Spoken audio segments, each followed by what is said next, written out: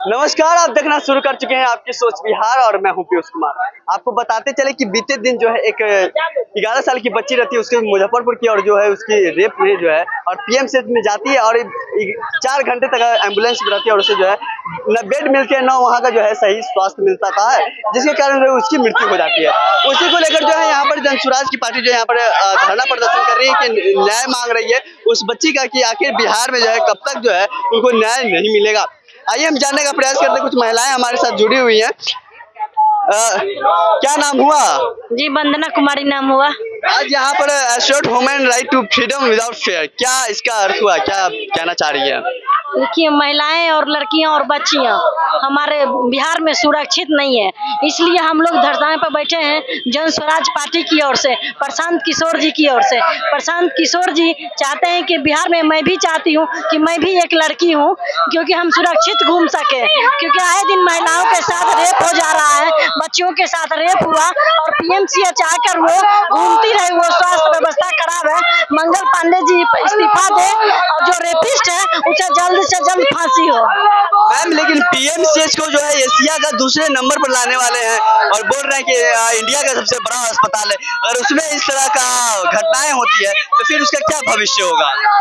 उसका भविष्य तो देख रहा है कि एक छोटी सी बच्ची 8-9 घंटे तक घूमते रही, कोई इलाज में सिर्फ कह देने से मुंह से कि एशिया की सबसे बड़ी हॉस्पिटल है, कोई सबसे बड़ी हॉस्पिटल नहीं हो सकती है। जब आपका स्वास्थ्य व्यवस्था सही रहेगा, इलाज अटेंडेंट तुरंत मिलेगी लोगों को, जो आम आदमी है उनको, जो लोग यहाँ पर किसी पोस्ट पर है, किसी नेता मंत्री का बेटा है, कोई भी जाता है उसे तुरंत इलाज मिलता है। जो आम जनता है उसे इलाज नहीं मिलता है, वो पूरा पीएमसीएच वार्ड बाय वार्ड घूमते रह जाता है। कह देने से कुछ नहीं, तो बातें खोखली है सरकार की, सरकार को इस्तीफा दे देनी चाहिए।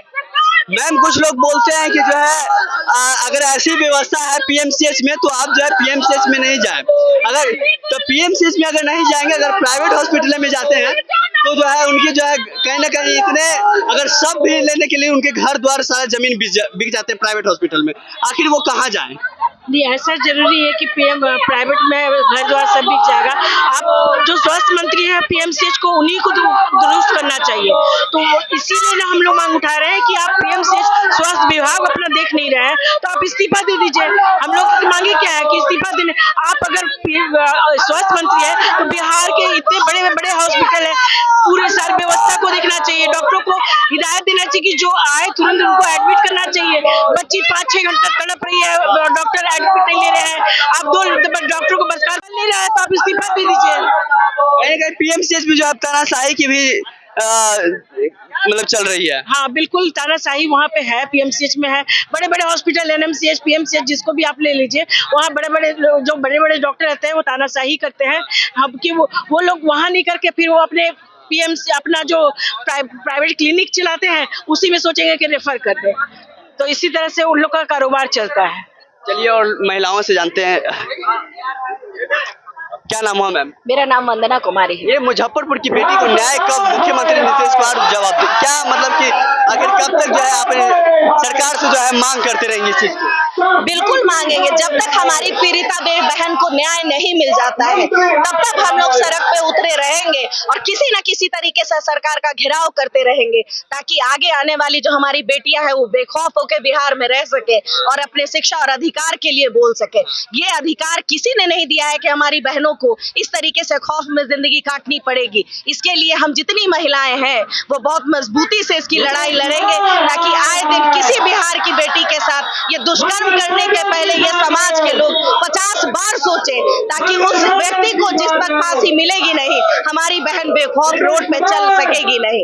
तो ये मांग चलती रहेगी जब तक न्याय हम लोगों को मिल नहीं जाता। कहीं ना कहीं अगर कोई आवाज उठाने भी वहाँ जाते हैं तो उनको भी जो वहाँ प्रताड़ित किया जाता है, पीएमसीएच में पिटा जाता है, तो क्या कहिएगा इस तरह से जो वहाँ तानाशाही चल रही है, आखिर इसका जो है बदलाव कब होगा? हम लोग इसीलिए तो सरकार से मंगल पांडे जी का इस्तीफा मांग रहे हैं ताकि स्वास्थ्य विभाग का जो व्यवस्था है उसमें सुधार हो सके, कानून व्यवस्था में सुधार हो सके। जो सरकारें कान में तेल दे के बैठी हुई है और आम आदमी की जिंदगी को जो भेड़ बकरी समझा जा रहा है कि ऐसे लोग मरते रहेंगे और मुआवजा दे के हम उनके परिवारों का मुंह बंद कराते रहेंगे, ये कब तक चलेगा? इस व्यवस्था को कहीं तो रोकना पड़ेगा। तो इसका माध्यम हम महिलाएं आज रोड पे उतरी हैं और बेखौफ महिलाएं अपने लिए न्याय मांग रही हैं, अपनी बेटी के लिए इंसाफ मांग रही हैं। चलिए बहुत बहुत धन्यवाद।